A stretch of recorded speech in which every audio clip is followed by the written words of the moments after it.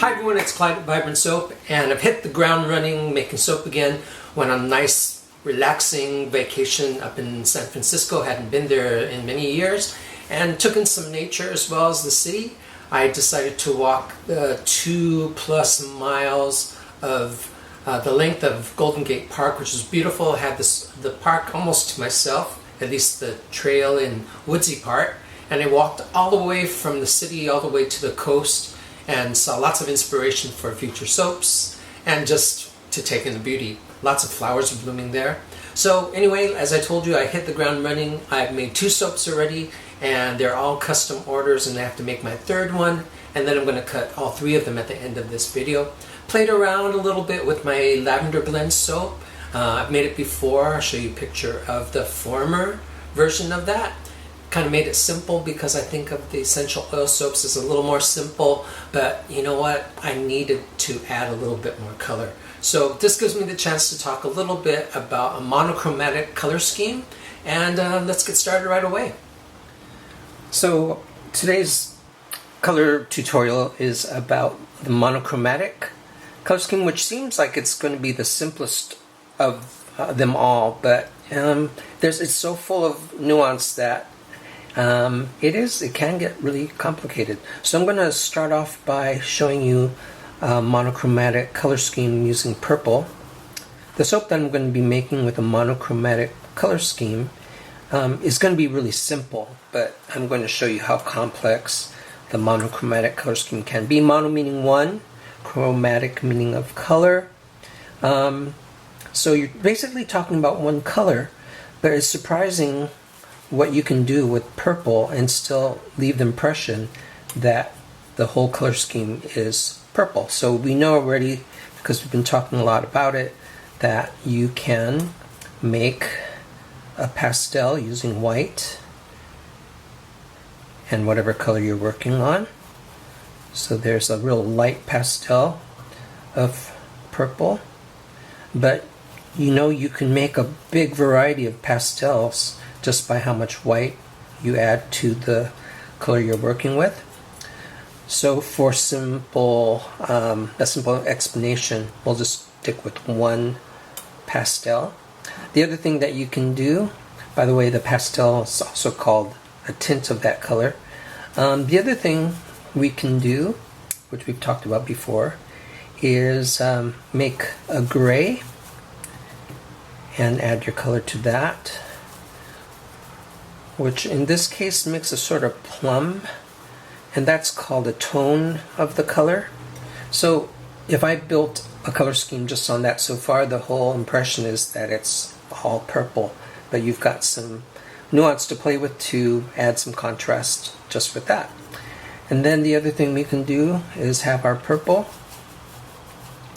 and just add black to it, so we get our shade purple, and you can get as dark as you want with that. Black is real strong, so you don't really need much black at all. That is true even for mixing micas. You only want to use a little bit of black. It really does change the color dramatically. So that's a really fairly simple look at monochromatic, but the other thing you can do is take your color and add any color to the right or left of that on the color wheel. And so I added too much of that. So what you can get is a bluer side of purple, violet, or whatever you want to call that. And to the other side of that purple is the red, so I can make more of a reddish purple. And here's where it starts to get a little bit more complex. To any of these colors that I added purple to, namely this one with just a blue purple, a purple blue, and a red purple, I can also add white to make their version of a pastel. So I'm going to speed this part up because otherwise this little video can get pretty long. We'll speed it up right now.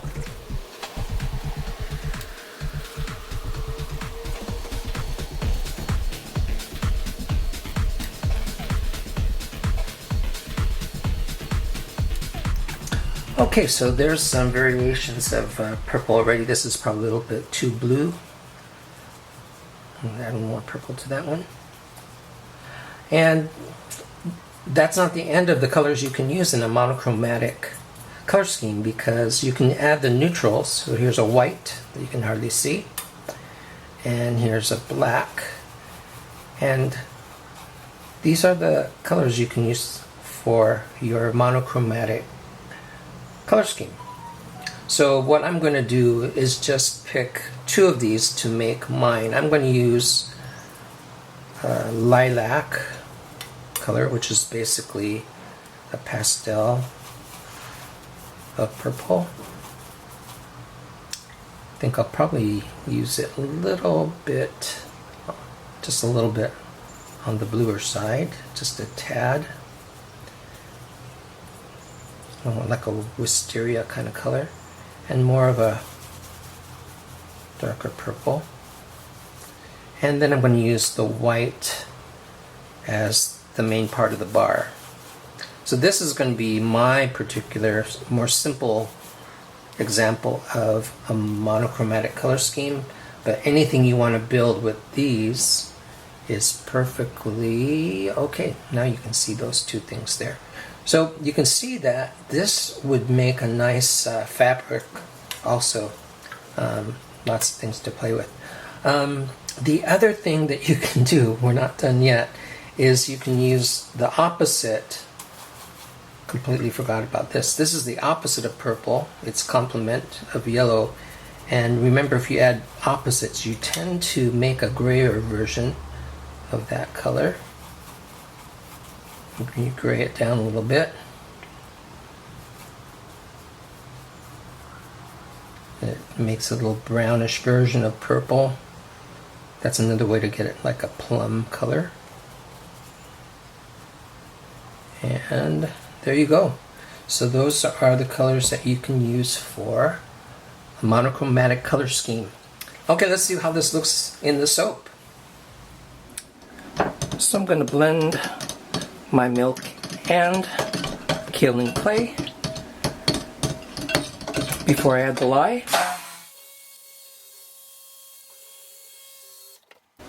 Okay, now let's add the lye.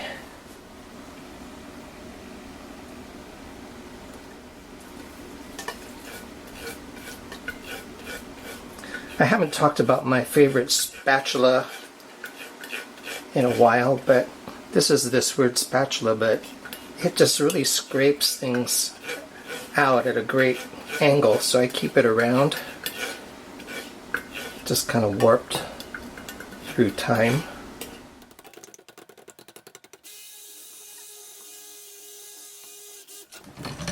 And like I said, I'm just going to make this lavender blend just a little different this time.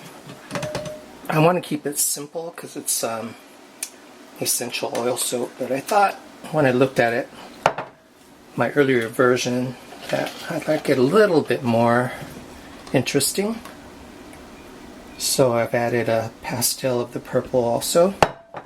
And let me add my titanium dioxide to the base.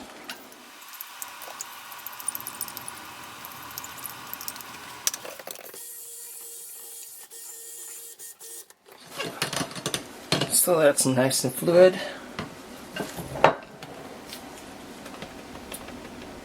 Have a deep purple.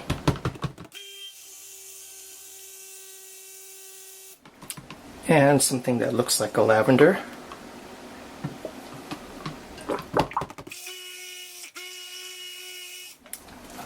See a lavender that I want a little bit more purple than that.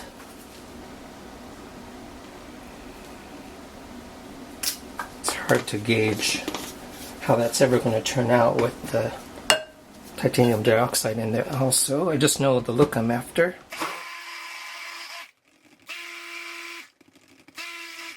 And that's much better.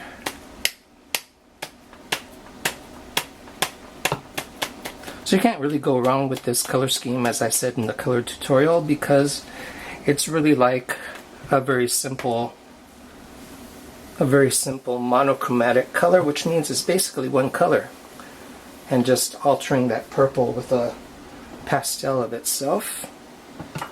Okay, now I haven't really thought about how I want to swirl this. It's very liquid, so I think I'm going to blend that a little bit more. I do want some drop swirls, but not the really wispy ones this time. Okay, that did a lot to thicken that up. Just keep that in there because I didn't get the fragrance in there yet. Majority of it goes in there. A little in there. A little in there.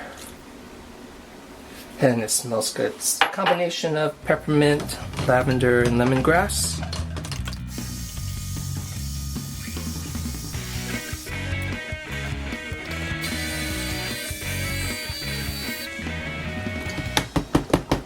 And you know, we bumped the blender on the bottom of the container to get the bubbles out from that concave section so I don't get bubbles throughout the soap. It smells so good in here. Okay, so hoping you can see this. I'll give this a stir just in case some other bubbles got in there, and also to loosen up the batter, make it more consistent. We'll get about a third of that in there.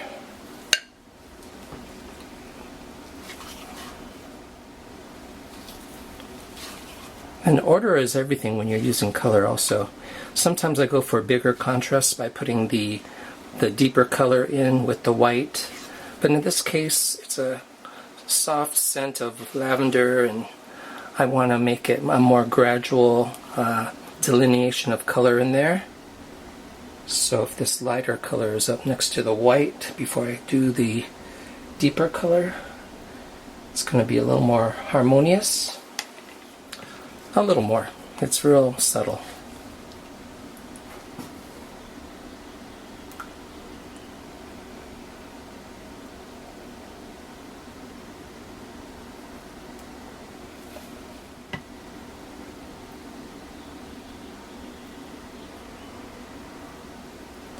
I haven't done a simple drop pour in a while,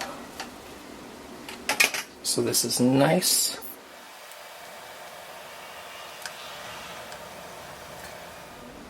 I'm saving some of all the colors for the top.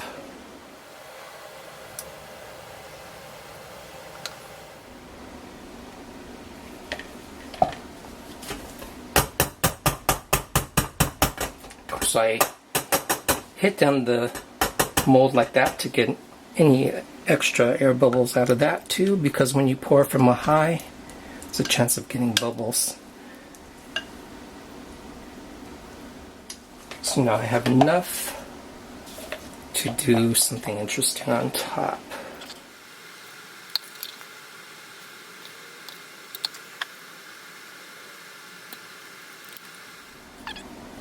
And when I pour the top, I usually try to get it pretty linear down the whole length of the mold so that I can do some swirling that involves all the colors. So this ended up being the perfect color. Had I not put in that extra bit of purple, I think it would have been a little dull, maybe a little grayish. So just gotta train your eye to look for the colors you want and then go for it. And it helps if you have a loose batter that gives you some time to adjust things.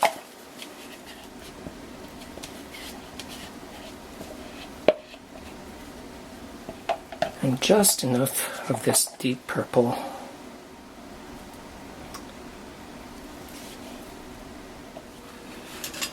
So now you can see that I've got the color pretty much going down the length of this mold, so I can do this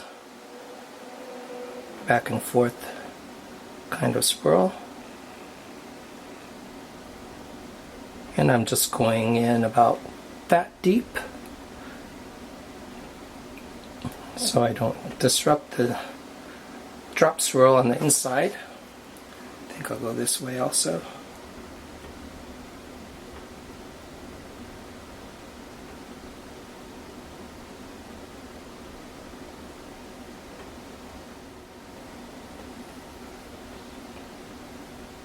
And by going around the mold like this, I'm kind of scraping the edge of the mold so that I get that excess soap off the edges.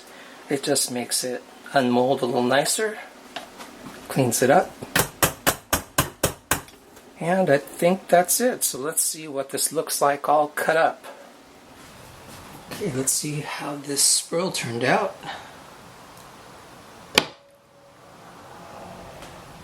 There are two different kinds of purple in there. Strange little swirl there.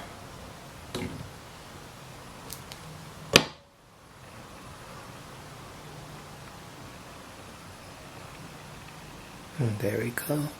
Yeah, it was a very loose batter, so it's going to be a little wispy in the swirls. And I do like this better than my more plain version of this soap, which is a lavender blend.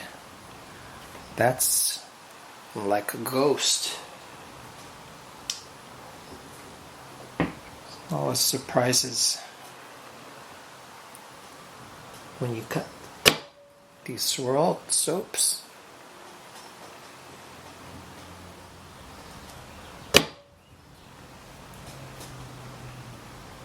Really loose swirls, I like that. So I haven't done a drop swirl in a long time, like I told you.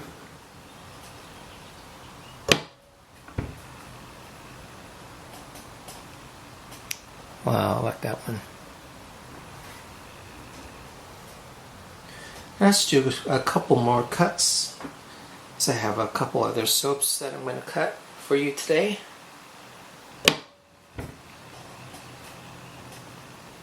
I like how it integrates to the swirls on the top. So let's do one more and then I'll cut my other two soaps.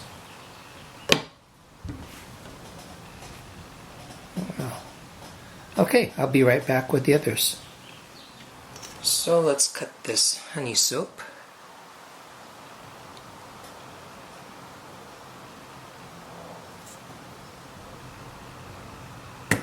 This is for a custom order.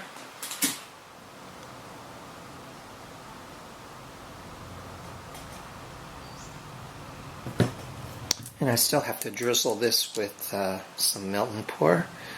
Give it that dripping honey effect. And you can see I put a little layer of white on the top.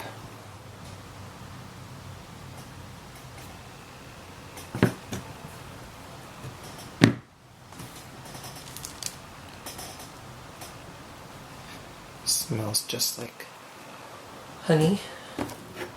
Let's make this the last one. I'll get to my last loaf.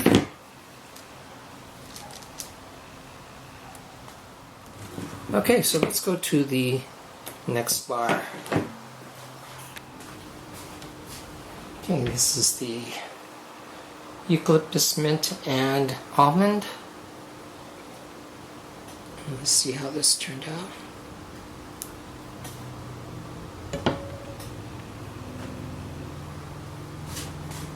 I like that.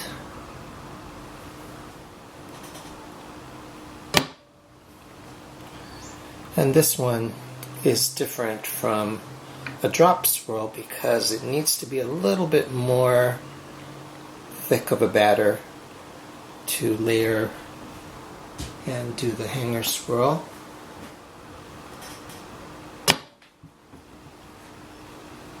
I think I mixed 3 different greens for this. I wanted a particular green.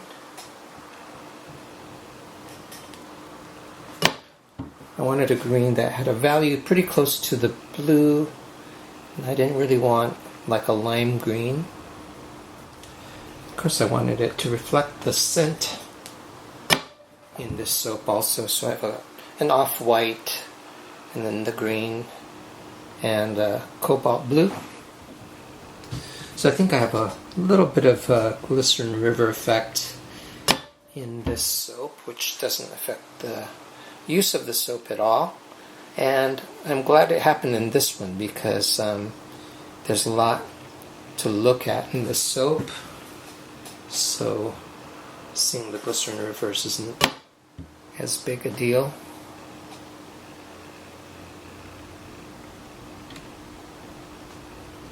And my last cut. And thanking you for watching and giving me all those nice comments and subscribing and all that.